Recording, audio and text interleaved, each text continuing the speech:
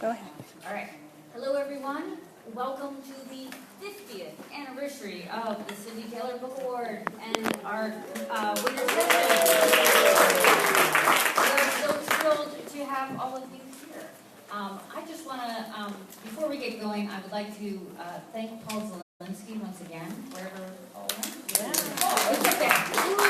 And really, that was just an amazing sneak peek at this book, which looks incredible and shows us really the next chapter where All the Kind family is about to go.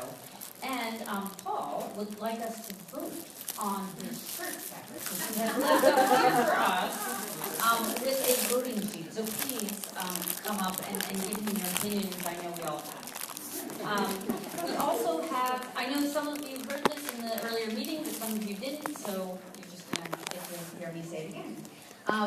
We'll spread these out at the end of the session, but we have these amazing posters that Kathy designed for the 50th anniversary with all the artwork of all the Sidney Taylor books for the years, which we're going to give to you at the end of the session. I think everyone heard me say during lunch that we have this fantastic donation of The Endless Step from HarperCollins, the first Sidney Taylor Book Award. I'm sure we have extras left over for lunch. If you need more for your library, you should let us know. They're on the table outside. Oh, fantastic. Thank you very much. And then we have this also really, truly incredible book that was done, and we thank Hava. I keep saying Hava's name wrong. We thank Hava so much for putting this together. This is the 50th anniversary. We're selling it for $20 at the conference and $25 after the conference. And we have 6 left. And we have 6 left. So thank you. This is all the Sidney Taylor Book Award winners, honors, notables. 6 left. I think it should be $30. 30. Everybody for 30. Yeah, come on, you're losing your time. And they're all annotated, and we just really thank all the for all the effort that went into this. And you'll see in your seats you have these mysterious envelopes. You'll see that you have gold medals, you have silver medals, and we would like to thank, I'm going to get it right, okay, Annalise Schulman, who is Lisa Schulman's daughter. Lisa Schulman won Notable this year, and was kind of disappointed that we didn't have any notable stickers, so her daughter designed the notable stickers for us. And look, we now have notable stickers. So, if you need extras of these stickers, if you need stickers for your library, the stickers in the envelopes should kind of complement everything for this year that won. And we thank Eleanor and Diane for making all those ready for you. If you need them, they're kind of in the middle seats. If you need more, you should come see me. And if you need like 100, you should really come talk to me. Okay. And also in your envelopes, you'll see we have bookmarks to go in your libraries of the Sidney Taylor winners. And we have these lovely handouts sitting on your chairs of all the Sidney Taylor winners, honors, notables for this year, and we have more if you need those. And after this session, we will have autographing of all the winners, honors, and notable people here, and Paul autograph posters as well. And then we're going to do, at the end of this, so we'll do this session, then we'll do the autographing, then we're going to have come up, the committee will come up and we'll hear from the committee, and you'll hear kind of behind the scenes and how it shows some of these books. And then we'll go into dinner and we'll be able to give all these lovely people awards. And you've now heard me say this like 50 times. You're going to hear me say it one more time. We are just thrilled and delighted that this year, in 2019, in January 2019, the Sidney Taylor Book Awards will be announced at the American Library annual American Library Association Midwinter Conference Youth Media Awards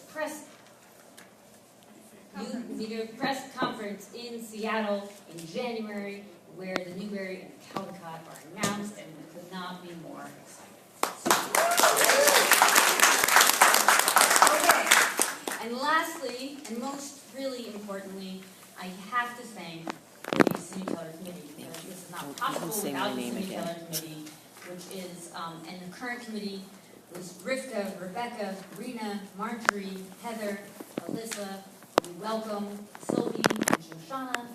We say a fond goodbye to, if we're really saying goodbye, to Alyssa and Heather, and also a deep, deep, deep gratitude to our past chairs, Diane and Ellen, and a very deep debt of gratitude to Kathy Bloomfield, our division chair.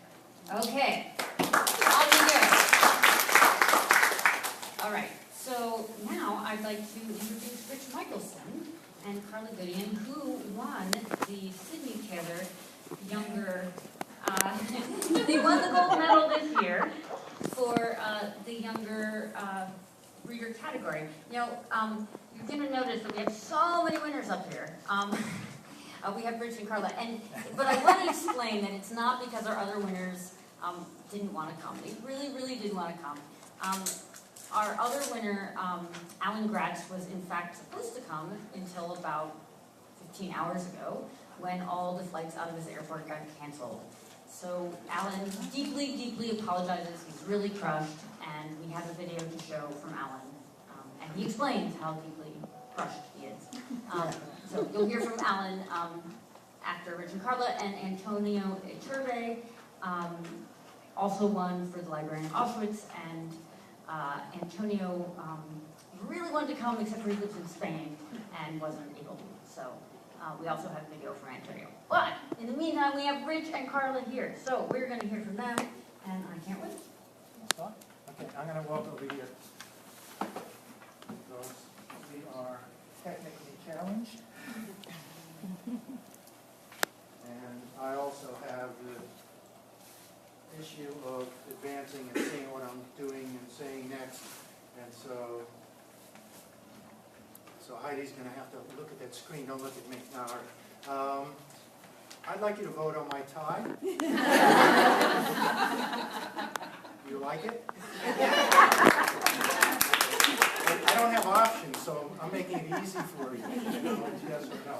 So I'm going to kind of swing through the beginning of this talk because I was confused as to whether we're thanking people now or at the dinner.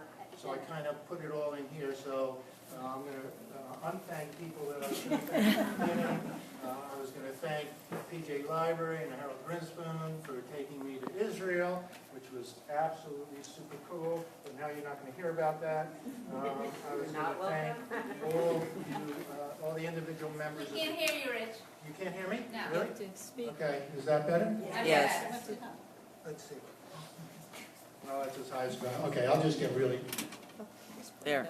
I was going to thank all the members of the committee. That I'll try to do tonight still, because I really do appreciate it, and it's just amazing to have your support. I can still thank, let's see, oh, there I am. Okay, I can still thank Carla Goodien, okay, who just reminded me that she was basically an alcoholic in the gutter when I found her and taught her how to paint. And, there she is behind me. I'm wearing the same suit but a different shirt, so it's okay on the bottom. But Carla really brought this book to life, and we have been friends for a long time. We've wanted to work together for a long time. That's your junk. Right, yeah. So it's great that it finally happened.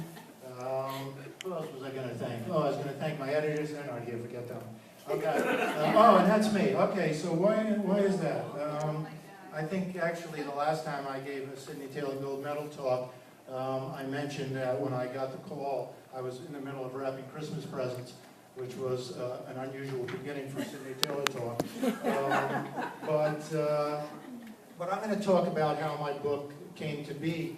And it started, I was born in East New York, Brooklyn. I grew up in a non-religious family. We did not celebrate any holidays whatsoever except one. And this is the only holiday picture I have of myself. I met, when I was fairly young, a woman who was a Methodist and would eventually convert to Judaism, against my wishes, I might add, because I had no religious upbringing whatsoever. And I have talked about, although this is Jennifer's story to tell, that she did go into labor while in the mikvah. So our first daughter was born Jewish by seconds. And she is now a interfaith minister. There she is now. And also, if you read the Horn book, you know that Julius Lester also had an important part in my life. Please read his book, Love Song, Becoming a Jew. Julius and my wife converted together. And Julius and I used to talk about, well, he would school me rather than we talk together in things. So I thank my wife very much. She's not here, but since we're on Facebook, Jennifer, hi, she's packing now because we're going to France tomorrow. That's why she's not here. But thank you. She introduced me to a faith that has embraced me. So I thank you. So when my kids were bar and bat mitzvah age, the National Yiddish Book Center opened in Amherst, Massachusetts, where I live. And I took them to the grand opening and was actually astounded at their lack of knowledge of Jewish history and walking around the book center, which when I thought about it, I shouldn't have been, because I didn't teach them anything. And we didn't grow up sitting around the table discussing these things. So I'm a writer, and I wanted to talk to them a little bit about their history, which I had learned. So I did what people do when they're writers. They write a book to teach themselves and teach those around them. So I wrote a book called Too Young for Yiddish, which Charles Bridge published. This was my first book with them. And I knew nothing about my grandfather's life, but I wanted to learn it. So I started this story. So many books. Had Zadie really read them all? Each with its own ideas and mysteries, each with its own secret world. Aaron lifted one book and then another, but he could not read a single word. They were all written in a language he did not understand. In my village, no one spoke English, Zadie told him. The shaykhid, our kosher butcher, would sing to the chickens in Yiddish, Shalom Aleichem, Heinrich, peace, little chickens. And the chickens would cluck back in Yiddish, Aleichem Shalom, shaykhid. And the children, Aaron wondered, did they all speak Yiddish too? Of course, Zadie answered, the children too. Then teach me Yiddish, Aaron begged, so I too can speak to the chickens. So here's the wonder of story, of course. I was able to give myself the gift of a relationship with my grandfather that I never actually had during my lifetime. I sent this manuscript to every Jewish publisher in the world. They all turned it down. So for you aspiring writers, know that that is often the case. Until I came across Charles Bridge catalog, which meant that they were publishers of a multicultural books, and they had not a single Jewish book on their list. So I called them up, and I said, you're a multicultural publisher, you should have a Jewish book. And I tried my best to shame them into taking mine. And why they took it, I never asked, but they took it, and that's good enough for me. The next day, hired Neil Waldman to illustrate. I didn't speak Yiddish, and nor do I speak Hebrew. But during lunch, I mentioned that Isaac Bashevis Singer once claimed that Yiddish was the only language without a word for armaments. And Neil and I were discussing whether language forms a culture, whether culture forms a language. If you don't have certain words, will that lead you to be more peaceful in some ways, or do you not develop words? It's a question that certainly we're not going to answer here tonight. But during that lunch, Neil mentioned Eliezer Ben Yehuda to me. That was the first time I had heard the name, outside of the idea that is a street name in Israel. And he mentioned his quest to invent Hebrew, reinvent Hebrew as a daily language for the Jews. Neil, who lived in Israel at one time, said to me, I was going to write this story, but I couldn't find my way in. I give it to you as a gift. Thanks, Neil. I was fascinated, not because of Hebrew, that did not bring me to this story, but because I'm a poet. And I love the idea of making up words and fashioning a language. It never occurred to me when when you think of Adam naming all the animals, that what a hard job that would be. You have to come up with all these names. It's difficult. As you know, if you've read the book, Eliezer ben Yehuda wanted his son, Ben Zion, to be the first native Hebrew speaker in nearly 2,000 years. Here I was doing research, but this is about when the narrative fell apart for me. I disliked much about Eliezer ben Yehuda. I disliked the way he bullied his wives, the way he bullied his kids, and in fact used their lives to further his own dream. And so,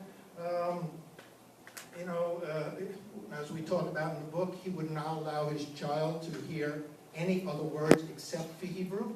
And if nobody else in the neighborhood speaks Hebrew, that could be a problem. He would cover his ears, even if animals were talking, neighing, braying, etc. And I couldn't figure out how to structure a children's book around what seemed to me to be child abuse. So I wasted a lot of time and a lot of research and a lot of energy, and I put my research aside and figured, well, I would pass it on to the next unsuspecting writer who wanted an idea and give them the burden of it. So Too Young for Yiddish came out. As you all know, it turned Charles Bridge into a major multi-million-dollar publishing company. And I continued to write and to publish. A few years later, the National Yiddish Book Center asked a native Yiddish speaker who started his career in the Yiddish theater to record Too Young for Yiddish. And as a gift option for their donors, in his honor, I designed this cover. And Leonard and I hit it off immediately. We shared a love of art and literature. We had the same sense of humor. Before long, I was representing his photography, and we were traveling everywhere together. Leonard told me the stories that would become the book fascinating, and it was the best research regime I ever had. He would take me out to nice dinners and talk, and that was the research I did.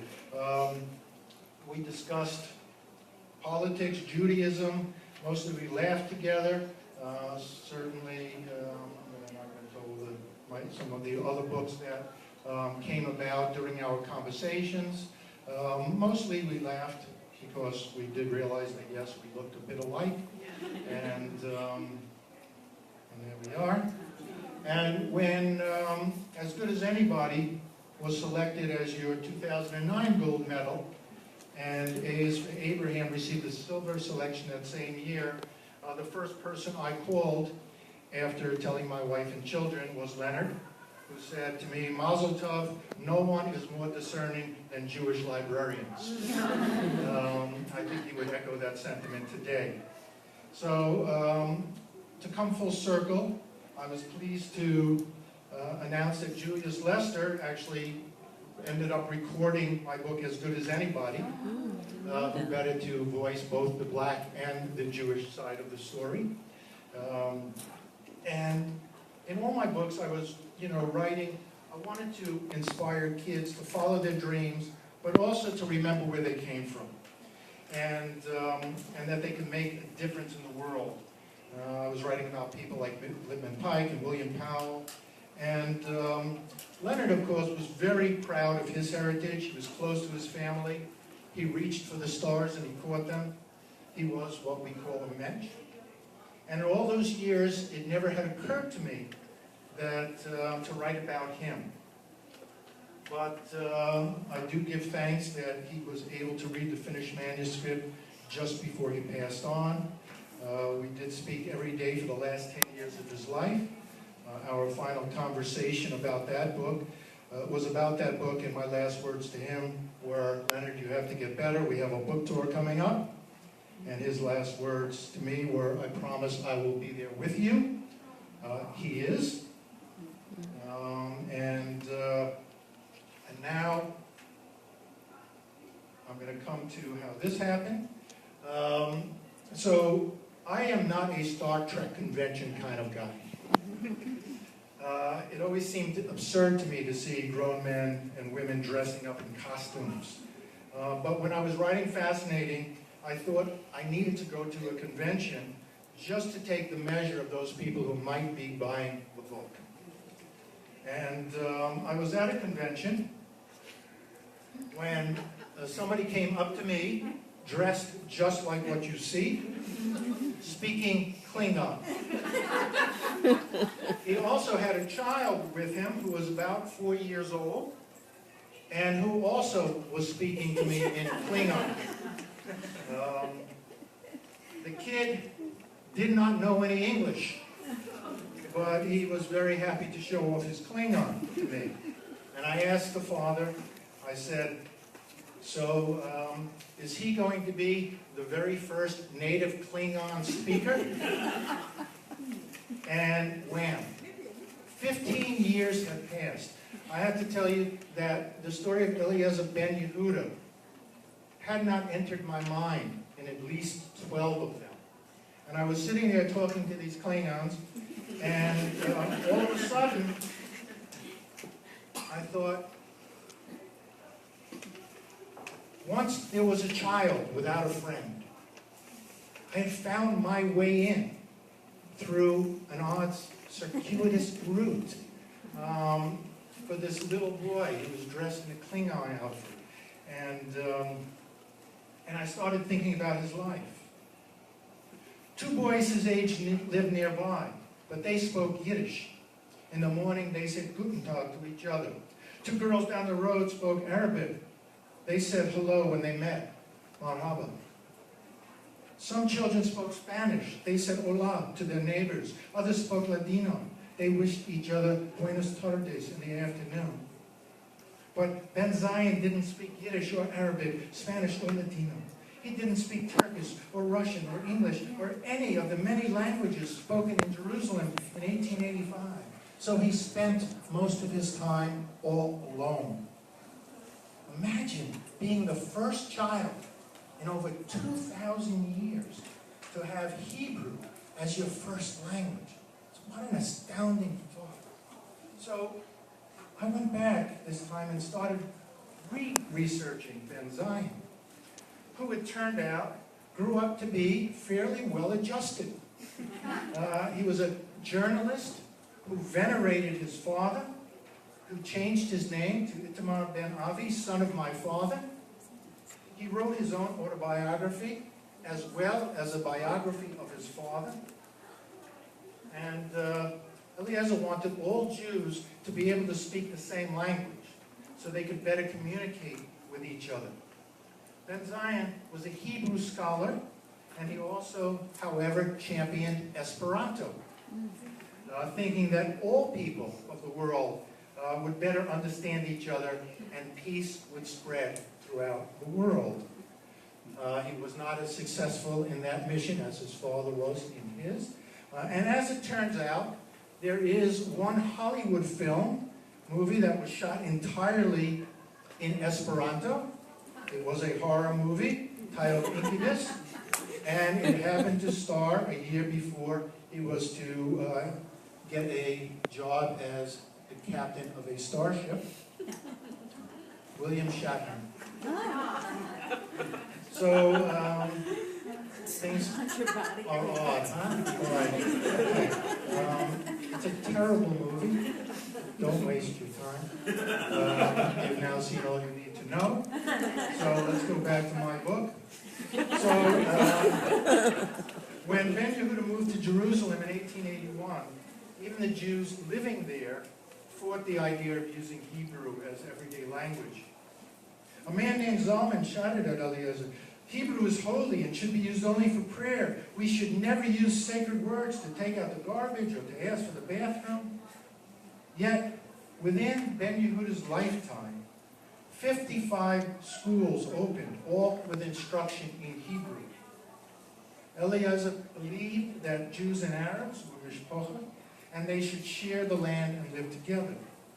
He delivered a lecture at the Arabic Academy of Science and told his audience about the close relationship between Arabic and Hebrew. He explained how he had borrowed many words from Arabic, and that some Arabic words had been borrowed from Hebrew. Most Arabs, in fact, respected him and were pleased to hear their sister tongue in the marketplace. He was much more respected by the Arabic community than he was by the Jewish community. And in 1948, as you know, the State of Israel was established and Hebrew was made the national language. Today, more than 3 million people speak Hebrew every day. Eliezer's dream did indeed come true. And thanks to the PJ Library, I did get to hold my book up about Ben Yehuda in Ben Yehuda Street, and that was fun. And for me, what's interesting about this book is, as I said, how do you go about creating new words for everything that has happened since the prophets? Bicycles, ice cream, schools. He even needed to invent a word for a dictionary, Hebrew word for dictionary, before he had a place to store the words that he was creating. So Eliezer studied many, many languages, as well as ancient Hebrew texts. He wanted to create the perfect word for everything that he was naming. The amount of work was just, it was more than a lifetime's work. And I started to feel more of a kinship with him, I think because his son revered him in the end, and because he was able, you got to be a little crazy to take on something like this and see it come to fruition. Most children think of language as God-given or immutable, and why shouldn't they?